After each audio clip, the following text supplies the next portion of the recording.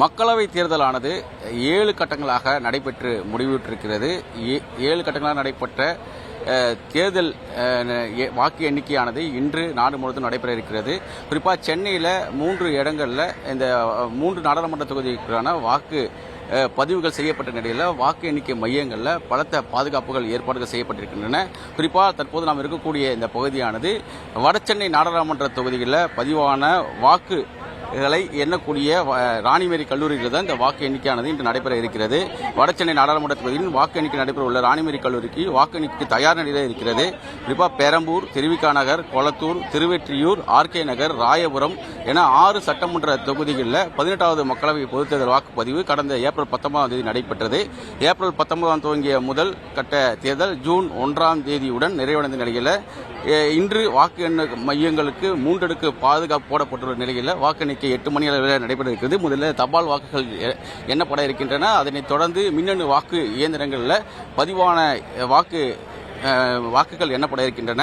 இதற்காக நுண் பார்வையாளர்கள் 357 நுண் பார்வையாளர்களும் 374 மேற்பார்வையாளர்களும் 380 உதவியாளர்கள் மற்றும் 322 அலுவலக உதவியாளர்கள் என மொத்தம் 1433 பணியாளர்கள் பணிபுரிய இருக்கிறார்கள்.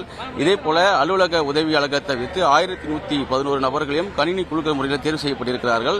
வாக்கு என்னும் டேபிள் வாரியாக பணியாளர்களை தேர்வு செய்ய இன்று காலை 5 மணி அளவில் இந்த நடவடிக்கையும் மேற்கொள்ளப்பட்டது.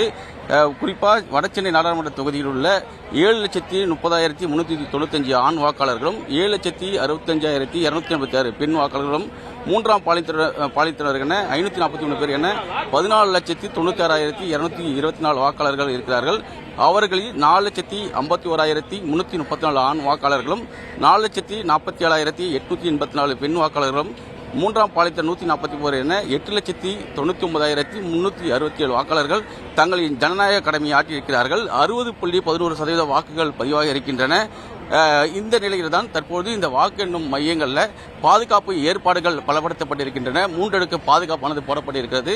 ஒவ்வொரு சுற்றுக்கும் 14 ஒவ்வொரு சட்டமன்ற தொகுதிக்கும் 14 மேஜைகள் அமைத்து இங்கு வாக்குகள் எண்ணப்பட இருக்கின்றன. ஒவ்வொரு உள்ளே வரக்கூடிய பகுதிகளில் முழுவதும் சோதனை செய்த பின்பே பார்வையாளர்களாகவும் முகவர்களும் அனுமதிக்கப்படுகிறார்கள். பத்திரிகையாளர்களும் உள்ளே அவ்வாறே அனுமதிக்கப்படுகிறார்கள். தற்பொழுது வாக்கெண்ணும் மையத்தில் தயார் நிலையில் இருக்கின்றன. 8 மணி அளவில் இந்த வாக்கு எண்ணும் பணியானது நடைபெற இருக்கிறது.